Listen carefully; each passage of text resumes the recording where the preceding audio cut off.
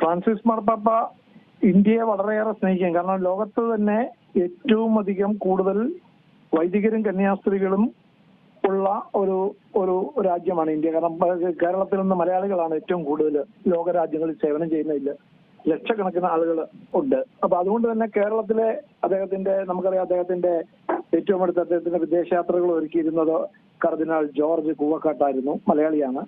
അദ്ദേഹത്തിന്റെ സംഘത്തിലുമൊക്കെ ഇന്ത്യക്കാരും മലയാളികളും ഒത്തിരിയേറെപ്പെടുന്നുണ്ട്. അദ്ദേഹത്തിന്റെ ഉപദേശക സമിതിയിൽ ഏഷ്യയിൽ നിന്നും കർദിനാൾ ഓസ്വാൾഡ് ഗ്രേഷ്യസിനെ മുംബൈ ആർച്ച് ബിഷപ്പായിട്ടുള്ള കർദിനാളിനെ വെച്ചിരുന്നു. പിന്നീട് പലപ്പോഴും ഇന്ത്യ കേരളത്തിലേക്കായിട്ട് വളരെയേറെ അടുപ്പമുള്ള, ഇന്ത്യയിൽ വരണമെന്ന് അതിയായി ആഗ്രഹിച്ച ഒരാളാണ് അദ്ദേഹം. ഇപ്പൊ 12 വർഷമായി നമുക്കറിയാം മാർപ്പാപ്പയായ അന്ന് മുതൽ ഇന്ത്യയിലേക്കുള്ള ഒരു യാത്രയ്ക്കായി അദ്ദേഹം ആഗ്രഹിച്ചിരുന്ന ഇക്കാര്യം അവര് ഔദ്യോഗികമായി തന്നെ ഇന്ത്യ ഗവൺമെന്റുമായി ഇതിനുള്ള നീക്കുപോക്കുകൾ ചർച്ചകൾ നടത്തി വന്നിരുന്നു. പലപ്പോഴും ഇത് സാങ്കേതികത്വം മാത്രം പറഞ്ഞാണ് നടക്കാതെ പോയത്. 2017 നവംബറിൽ ഇന്ത്യയിലേക്കും ബംഗ്ലാദേശിലേക്കും വരുന്നതിന് വേണ്ടിയായിരുന്നു. തീർച്ചയായിട്ടും അതിനുവേണ്ടി പൂർണ്ണമായ തയ്യാറെടുപ്പുകൾ നടത്തിയതാണ്. പക്ഷേ ഇന്ത്യയിൽ നിന്നും അന്തിമ ക്ലിയറൻസ് കിട്ടിയില്ല. നീണ്ടുപോയിക്കൊണ്ടിരുന്നത് കൊണ്ട് അവസാനം അദ്ദേഹം ഇത് മ്യാൻമറും ബംഗ്ലാദേശുമായി. മ്യാൻമറിലേക്ക് ഒരു മാർപ്പാപ്പ ഇന്ന് വരെ കത്തോലിക്ക സഭയുടെ 2000 കൊല്ലത്തെ ചരിത്രത്തിൽ ഇന്ന് വരെ മ്യാൻമറിൽ ഒരു മാർപ്പാപ്പ പോയിരുന്നില്ല. പക്ഷേ ഈ മാർപ്പാപ്പ മ്യാൻമറിലേക്ക് ആ യാത്ര ചെയ്യേണ്ടി വന്നു. മ്യാൻമറിലും ബംഗ്ലാദേശ് ആ യാത്രയിൽ മാർപ്പാപ്പയോടൊപ്പം പോകാനും ആ പേപ്പൽ വിമാനത്തിൽ പോകാനും അദ്ദേഹത്തിന്റെ നേരിട്ടുള്ള ആശീർവാദം അദ്ദേഹം നമ്മളെ ആശ്ലേഷിക്കുകയും ഒത്തിരിയേറെ വർത്തമാനം പറയുകയും ഒത്തിരിയേറെ എല്ലാ പരിപാടികളിലും കൂടെ നീണ്ട ഒരാഴ്ചക്കാലം ആ പേപ്പൽ വിമാനത്തിൽ യാത്ര ചെയ്യുവാനൊക്കെ ചെയ്ത ഭാഗ്യം കിട്ടിയ. അത് കഴിഞ്ഞ് ഇവിടെ നിന്ന് ഞങ്ങള് ബംഗ്ലാദേശിലെ ധാക്കയിലെ സന്ദർശനം കഴിഞ്ഞ് റോമിലേക്ക് മടങ്ങുന്ന വഴി പത്രസമ്മേളനം ഉണ്ടായിരുന്നു. ആ പത്രസമ്മേളനത്തിൽ വളരെ കൃത്യമായി ഞാൻ ചോദിച്ചിരുന്നു, എന്താണ് താങ്കൾക്ക് ഇന്ത്യയിൽ വരാൻ ആഗ്രഹമുണ്ടോ പോപ്പിന്, ഉണ്ടെങ്കിൽ എന്നത്തേക്ക് എത്താൻ കഴിയും. അപ്പൊ അദ്ദേഹം വളരെ കൃത്യമായിട്ട് പറഞ്ഞു, I wanted to come to India. In fact ഈ വിസിറ്റിൽ തന്നെ അന്ന് 2017 നവംബറിലും ഡിസംബറിലുമായി നടന്ന ആ വിസിറ്റിൽ തന്നെ ഞാൻ ഇന്ത്യയിലേക്കും ബംഗ്ലാദേശിലേക്കുമാണ് സന്ദർശനം ഉദ്ദേശിച്ചത്. പക്ഷേ അദ്ദേഹം ആരെയും കുറ്റപ്പെടുത്തിയില്ല, ഇന്ത്യ ഗവൺമെന്റിനെ ഒന്നും ഒട്ടും കുറ്റപ്പെടുത്തിയില്ല. അതിന് പകരം അദ്ദേഹം പറഞ്ഞു അത് നടക്കാതെ പോയി, അതായിരിക്കും ദൈവനിയോഗം.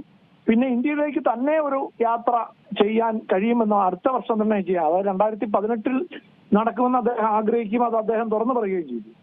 അത് എന്നിട്ട് പറഞ്ഞു, എനിക്ക് ഇന്ത്യയിലേക്ക് വരുമ്പോൾ ഒത്തിരിയേറെ യാത്ര ചെയ്യേണ്ടതുണ്ട്. ഇന്ത്യ ഒരു വലിയ രാജ്യമാണ്.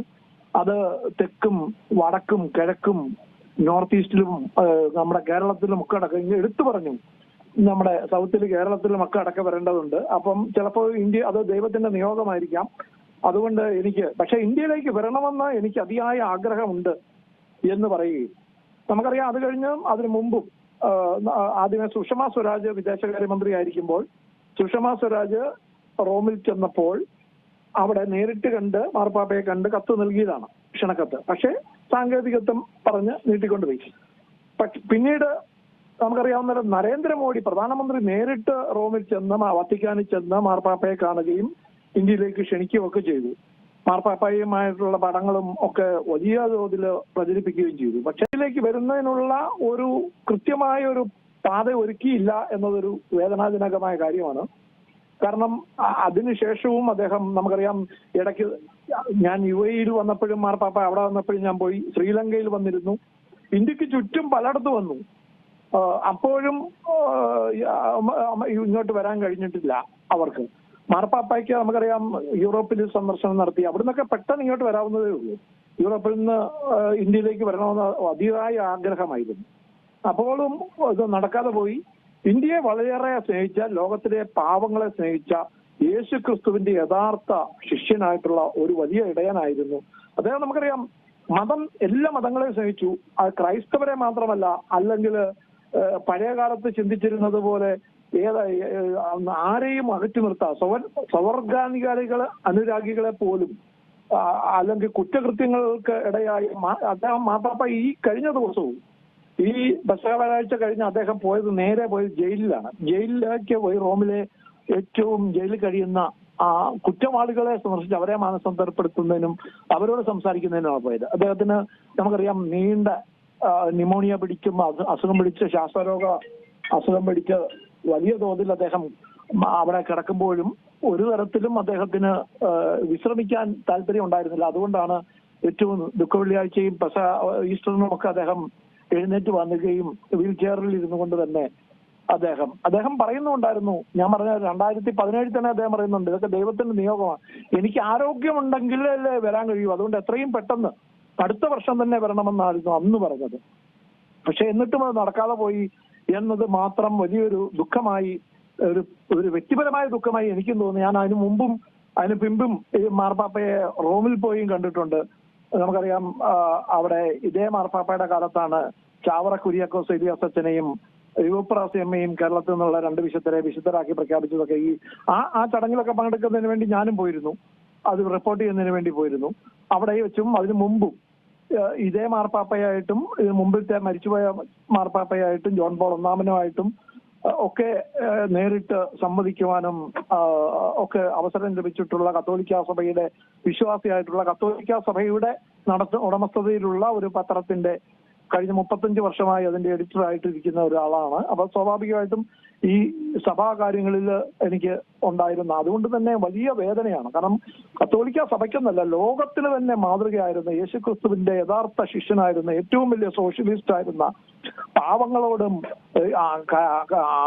പീഡിതരോടും കുറ്റാരോപിതരോടും ഒക്കെ ഏറ്റവും കരുണയും അനുകമ്പയും ഉണ്ടായിരുന്ന അദ്ദേഹം ലാളിത്യത്തിന്റെ ആൾരൂപമായിരുന്നു. നമുക്കറിയാം, അതുവരെ മാർപ്പാപ്പന്മാര് വലിയ ആർഭാട വസ്ത്രങ്ങളൊക്കെ അണിഞ്ഞ്, ഇവിടെ മെത്രാന്മാര് പോലും വലിയ ചുവന്ന അരക്കെട്ടുകളും വലിയ തൊപ്പികളൊക്കെ വെച്ച് നടക്കുമ്പോൾ നമുക്കറിയാം മാർപ്പാപ്പ ഔദ്യോഗിക ദിവ്യബലിക്ക് അല്ലാതെ വേറൊരു അവസരത്തിൽ പോലും എപ്പോഴും വെള്ള ഒരു ലോഹയും വെള്ള അരക്കെട്ടും വെള്ള ഒരു ചെറിയ തൊപ്പിയും മാർപ്പാപ്പമാരുടെ കുഞ്ഞു തൊപ്പിയും മാത്രം വെച്ചാണ് അദ്ദേഹം 90% യാത്ര ചെയ്തിരുന്നത്. എല്ലാവരെയും ഇടപഴകാനും ഞാൻ കണ്ടതാണ്. മ്യാൻമറിലൊക്കെ ചോദിച്ച് അദ്ദേഹം ഈ റോഹിംഗ്യൻ അഭയാർത്ഥികളെ അത് അവിടുത്തെ ഭരണകൂടത്തിന് ഒട്ടും ഇഷ്ടമുണ്ടായിരുന്നില്ല. പക്ഷെ അവരെ പോയി കാണുകയും അവർക്ക് വേണ്ടി വാദിക്കുകയും അവർക്ക് നീതി ലഭ്യമാക്കണമെന്ന് ആവശ്യപ്പെടുകയും, ഈ കഴിഞ്ഞ ദിവസവും നമുക്കറിയാം ഗാസയില് ബോംബാക്രമണം നിർത്തണമെന്ന് ഇസ്രായേലിനോട് ആവശ്യപ്പെടുകയും പാപങ്ങൾക്ക് വേണ്ടിയും ഈ ദുരിതമനുഭവിക്കുന്നവരെ യുദ്ധത്തിന് എന്നും അദ്ദേഹം എതിരായിരുന്നു എല്ലാ തരത്തിലും. അതുപോലെ ഏതെങ്കിലും മുസ്ലിങ്ങളെ പീഡിപ്പിക്കുന്നതിനോ അല്ലെങ്കിൽ ന്യൂനപക്ഷങ്ങളെ പീഡിപ്പിക്കുന്നതിനോ ഒക്കെ എതിരായിരുന്നു.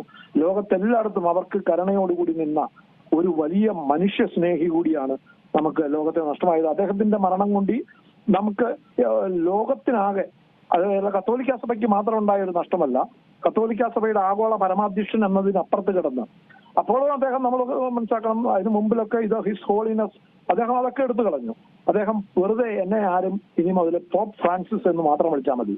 അതിനു മുമ്പ് ഇവിടെ നമുക്കറിയാം ചെറിയ സഭകളുടെ പോലും, വളരെ ചെറിയ സഭകളുടെ പോലും അവര് ഹോളിനെസ് എന്നും വലിയ കാത്തോലിക്കോസ് എന്നും ഒക്കെ പല പേരുകൾ വിളിക്കുമ്പോഴും അദ്ദേഹം എപ്പോഴും അദ്ദേഹത്തിന് ഫ്രാൻസിസ് എന്ന പേര് സ്വീകരിക്കുകയും പോപ്പ് എന്ന് മാത്രം അഭിസംബോധന ചെയ്യുകയും ചെയ്യുന്നതിൽ അഭിനന്ദിക്കുകയും അദ്ദേഹം ഒരു കാര്യം കൂടെ പറഞ്ഞു അവസാനിപ്പിക്കും. ഞാൻ അദ്ദേഹത്തോടൊപ്പം ഉള്ള ഈ യാത്രയിൽ ഏറ്റവും എന്നെ അത്ഭുതപ്പെടുത്തിയ, ഞാൻ ഒത്തിരി പ്രധാനമന്ത്രിമാരുടെയും രാഷ്ട്രപതിമാരുടെയും കൂടെ പോയിട്ടുണ്ട്. അവർക്കുള്ള സെക്യൂരിറ്റി പോലും ഇല്ലാതെയാണ് അദ്ദേഹം വിമാനത്തിലുണ്ടായിരുന്നത്. ഞാൻ ഈ ക്ഷീണം കൊണ്ട് ഉറങ്ങുകയായിരുന്നു. കാരണം ഞാൻ ഇറ്റലി കൂടെയൊക്കെ റോമിൽ കൂടെയൊക്കെ നടന്ന് മടുത്ത് ആണ് വൈകുന്നേരത്തെ വിമാനത്തിൽ മ്യാൻമറിലേക്കുള്ള യാങ്കൂണിലേക്കുള്ള വിമാനത്തിൽ കയറിയത്. വിമാനത്തിൽ കയറി കുറെ കഴിഞ്ഞപ്പം ആണ് മാർപ്പാപ്പ പെട്ടെന്ന് അനക്കം കേട്ട് ഞാൻ എഴുന്നേൽക്കുമ്പോൾ മാർപ്പാപ്പ ഒറ്റയ്ക്ക് നടന്നു വരികയാണ്. വന്ന ഓരോരുത്തരെയും കെട്ടിപ്പിടിച്ച് ഓരോരുത്തരോടും വർത്താനം പറഞ്ഞ്, പ്രത്യേകിച്ച് ഞാൻ ഒഴികെയുള്ളവരൊക്കെ പലപ്പോഴും മാധ്യമ സംഘത്തിൽ ഉണ്ടായിരുന്നവരാണ്. ഞാനാണ് ഇന്ത്യയിൽ ഉണ്ടായിരുന്ന ഏക വ്യക്തി. അതുകൊണ്ട് തന്നെ അദ്ദേഹം അവിടെ എത്തിയപ്പോൾ ഓടി വന്ന് അദ്ദേഹത്തിന്റെ മീഡിയ സെക്രട്ടറി ആയിട്ടുള്ള മത്തേവ് ബ്രൂണി എന്ന് പറഞ്ഞ ആള് ഓടി വന്ന് പറഞ്ഞു, ഇത് ഇന്ത്യയിൽ നിന്നുള്ള ഏക ജേർണലിസ്റ്റ് ആണ്, അപ്പൊ ഇദ്ദേഹം മാത്രമേ ഉള്ളൂ ഏഷ്യയിൽ നിന്ന്, അദ്ദേഹത്തിന് ഇറ്റാലിയൻ ഭാഷ അറിയില്ല, അതുകൊണ്ട് ഇംഗ്ലീഷിലാണ്. അപ്പോഴാണ് കുറെ അത് കെട്ടിപ്പിടിക്ക് വരുന്നത് അദ്ദേഹം. ഞാൻ അദ്ദേഹത്തെ ഒന്ന് തൊടണമെന്നാക്കുക, ഒരു കത്തോലിക്കൻ കൂടിയായ എന്നെ സംബന്ധിച്ചോളം മാർപ്പാപ്പയെ ഒന്ന് തൊടുക എന്ന് പറയുന്നതായിരുന്നു ഏറ്റവും വലിയ മോഹം. പക്ഷെ അത് അദ്ദേഹം നമ്മളെ ആശ്ലേഷിക്കുകയായി ചെയ്തത്. അത് കഴിഞ്ഞ് ഞാൻ അദ്ദേഹത്തിന് ഓട്ടോഗ്രാഫ് ചോദിച്ചു, ഓട്ടോഗ്രാഫ് തന്നു. ഞാൻ കൊന്തകള് എൻ്റെ കയ്യിലുണ്ടായിരുന്ന കൊന്തകള് വെഞ്ചരിച്ചു തരാമോ എന്ന് ചോദിച്ചു. എൻ്റെ അമ്മ ആവശ്യപ്പെട്ടിരുന്നു. അപ്പൊ അതൊക്കെ ഒരു മടിയും കൂടാതെ അദ്ദേഹം എത്രയോ ലാളിത്യത്തോടു കൂടിയ ഒരു രാഷ്ട്രത്തലവനോ ഒരു ആഗോള കത്തോലിക്കാ സഭയുടെ തലവനോ എന്നുള്ള സാധാരണ ഒരു വൈദികനെ പോലെ അത്രയേറെ നൈർമല്യത്തോടെ അദ്ദേഹം ഇടപെടുന്നത്. അത് ഇനിയുമുള്ള ഇത്രയും വിശുദ്ധ ജന്മങ്ങളാണ്. അദ്ദേഹം ഒരു വിശുദ്ധനാകും എന്ന കാര്യത്തിൽ എനിക്കൊരു സംശയവുമില്ല. അദ്ദേഹത്തെ പോലുള്ള ആളുകളാണ് ലോകത്തിന് ഇനി ആവശ്യം. ഏറ്റവും പുതിയ വാർത്തകളും വിശേഷങ്ങളും വിരൽ തുമ്പിലറിയാൻ സീ മലയാളം ന്യൂസ് എല്ലാ ഡിജിറ്റൽ പ്ലാറ്റ്ഫോമുകളിലും ലഭ്യം.